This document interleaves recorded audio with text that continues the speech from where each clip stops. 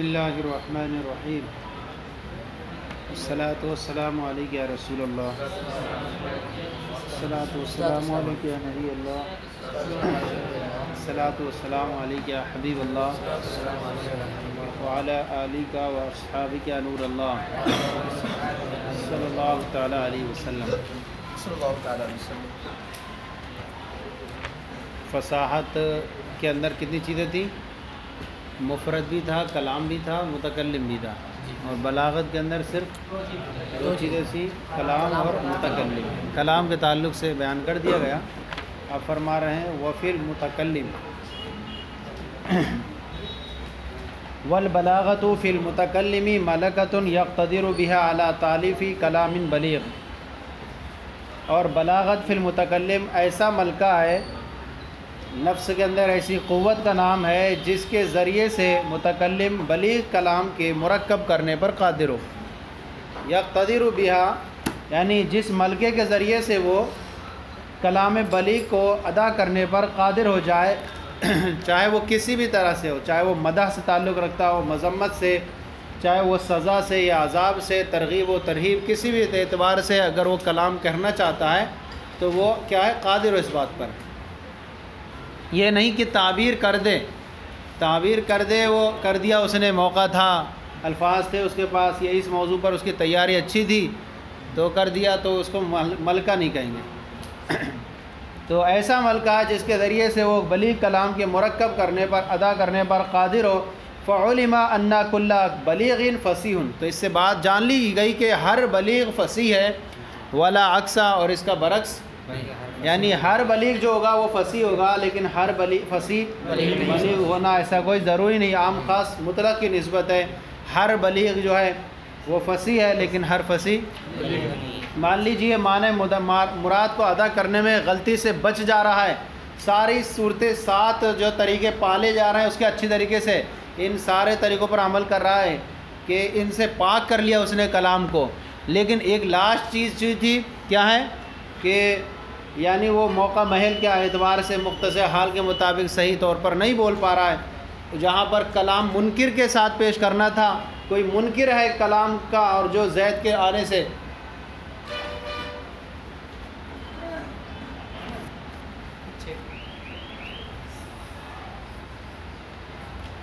کوئی منکر ہے اس چیز کا کہ زید کے آنے کا، اور اس کے سامنے کلام کی ضرورت ہے کہ تاکید کے ساتھ لایا جائے، لیکن کسی نے کہہ دیا زید آ گیا، زید جا زیدن، تو ایسی صورت میں جو ہے وہ کلام کا جو موقع محل تھا وہاں تاکید کے ساتھ لانے کا، اس لیے یہاں کہیں گے فصیح تو ہو گیا لیکن بلیغ نہیں ہو پایا۔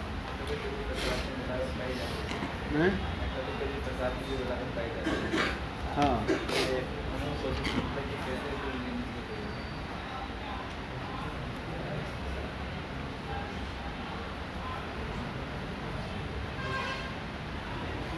تو جہاں پائی جائے گی تو وہ نہیں وجہ کیسے کرے گی، من وجہ کیسے کریں گے؟ بعض ایسا مادہ ہو فصاحت کا جہاں پر کیا ہے بلیغ پایا جا رہا، بعض ایسا ہو جو کوئی نہ ہو، 2 مادے اجتماع کے ہوتے، ایک افتراق ہے، ایک اجتماع کا 2 افتراق کے ہوتے، اس میں وہ یہاں نہیں ہے، 2 اجتماع کے افتراق کا۔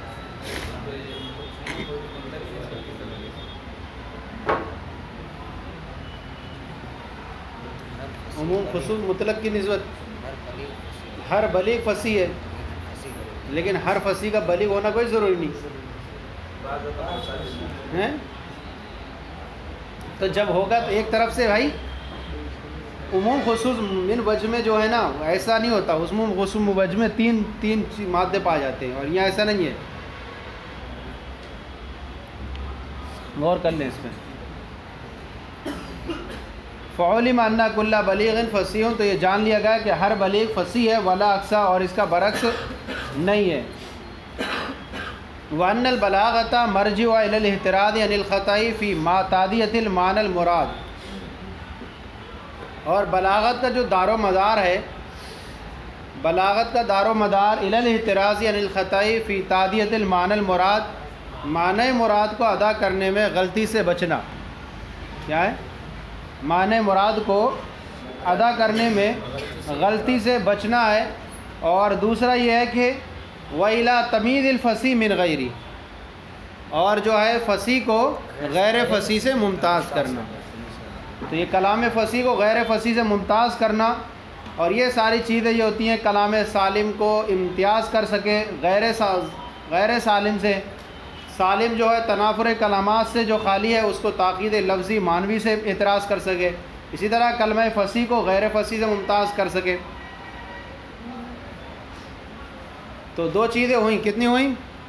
بلاغت کا دار و مدار دو چیزوں پر ہے، ایک تو یہ ہے کہ معنی مراد کو ادا کرنے میں غلطی سے بچنا، اور ایک یہ ہے کہ کلمہ فصیح کو یا کلام فصیح کو غیر فصیح سے ممتاز کرنا.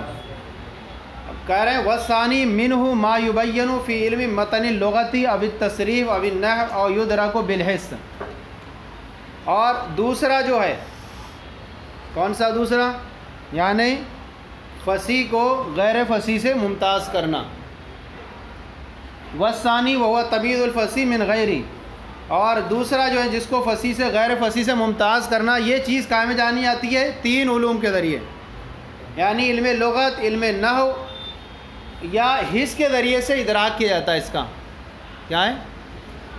وَهُوَ مَا يُبَيَّنُ، اور یہ چیز وہ ہے جو اس میں علم لغت کے ذریعے جانی جاتی ہے یا علم صرف کے ذریعے یا علم نحو کے ذریعے یا اس کا حس کے ذریعے ادراک کیا جاتا ہے. وَهُوَ مَا عَدَدْ تاقید المانوی، اور یہ تاقید مانوی کے علاوہ ہیں. تاقید مانوی کے لیے کیا بیان کیا؟ تاقید مانوی معنی مراد کو ادا کرنے میں غلطی سے بچنا، یہ علم معنی پر ہوتا ہے، اور تاقید معنی علم بیان سے سمجھی جاتی ہے.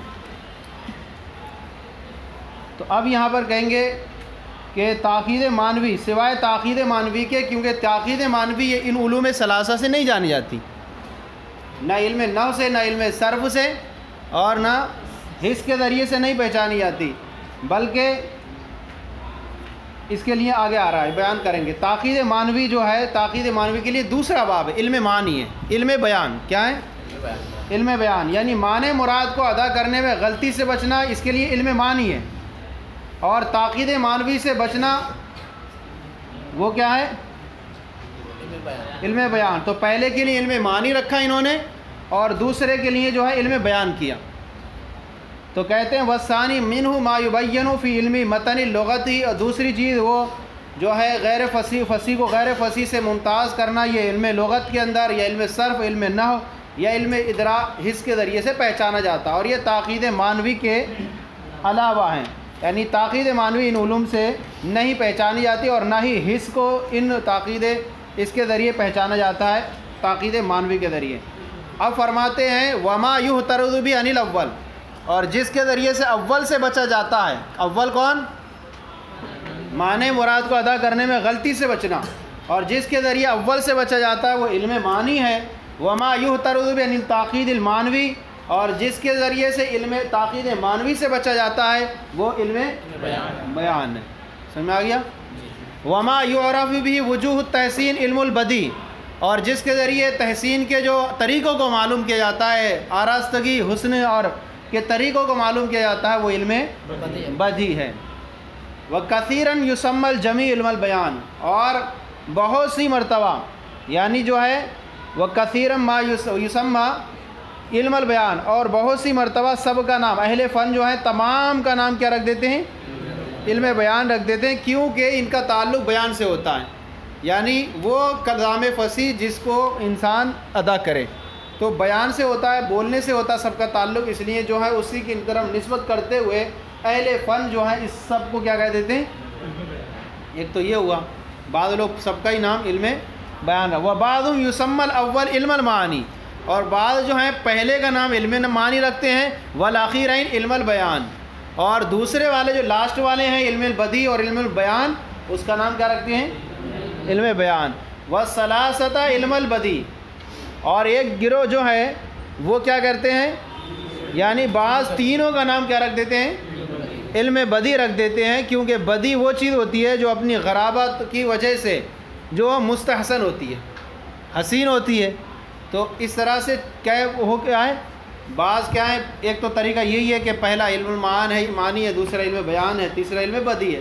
اور بعض جو ہیں پہلے کا نام علم معنی رکھتے ہیں اور آخر والے دونوں کا نام علم بیان.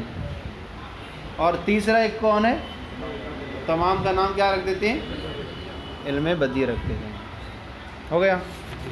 تو حاصل کلام کیا نکلا اس کا کہ 7 چیزوں سے اگر پاکی حاصل کرنا ہے، کلام کو اچھا کرنا ہے، پاک و صاف کرنا ہے، تو ان کے لیے علم المعانی سیکھنے کی ضرورت ہے. علم المعانی جب ہم نے پورا کر لیا اور اس کی 7 طریقے ہمیں آ گئے، اب اس کے بعد 8ویں طریقے پر چلیے، یعنی جب اپنے کلام کو ہمیں بلیغ بنانا ہے. اور بلیغ بنانے کے لیے معنی مرادی کو ادا کرنے میں کیا ہے؟ غلطی سے بچنا. یہ کیا ہوگا؟ کلام بلیغ پایا جائے گا. لہذا 7 میں سے اگر کوئی ایک بھی نہیں پائی گئی تو وہاں فصیح نہیں بن پائے گا، اور جب فصیح نہیں ہوا تو بلیغ بنے گا نہیں، کیونکہ ہر بلیغ کو پہلے فصیح چاہیے. فصیح بنے گا تو بلیغ بنے گا. لیکن ایسا ہو سکتا ہے کہ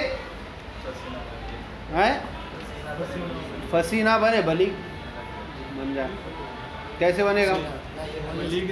بلیغ بن جائے، فصیح بن جائے، بلیغ نہ بنے. یہ بن سکتا ہے. مان لیجئے کہ کلام کے سارے اصول 7 طریقے تو انہوں نے ادا کر لیے، لیکن جو ہے معنی مرادی کو ادا کرنے موقع محل تھا، اس اعتبار سے وہ لا نہیں سکا. تو یہاں ہم کہیں گے کہ اس نے جو ہے فصاحت تو پالی ہے لیکن بلاغت کے مرتبے میں ابھی فائز نہیں ہوا. تو بلاغت کا مرجع دار و مدار 2 چیزوں پر ہے. ایک تو معنی مراد کو ادا کرنے میں غلطی سے بچنا، اور فصیح کو غیر فصیح سے ممتاز کرنا. جس علم کو 3 کے ذریعے جانا جاتا ہے، یعنی جو ہے دوسرا جو جس میں لغت، علم صرف اور نحو کو بیان کیا جاتا ہے، یہ کیا ہے؟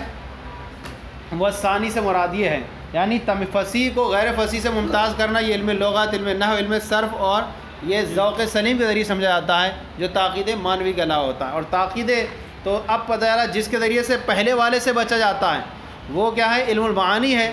اور جس کے ذریعے تاقید مانوی سے بچا جاتا ہے وہ علم بیان ہے. اور جس کے ذریعے تحسین کے طریقوں کو سمجھا جاتا ہے وہ علم بدیع ہے. تو 4 طریقے نکل کے آئے ان لوگوں کے. بعض جو ہے تمام کا نام علم بیان رکھ دیتے ہیں. ایک یہ ہوا، ایک قول یہ ہوا، اور ایک تو یہ کہ سب کو الگ الگ ہیں، 2 ہو گئے. اور تیسرا قول یہ ہے کہ پہلے والے کا نام علم المعانی ہے اور بعد والے 2 کا نام علم البیان. 3 قول ہوئے. اور چوتھا قول ہوا کہ سب کا نام جو ہے علم البدیع ہے. صلو علی الحبیب صلی اللہ علیہ وسلم.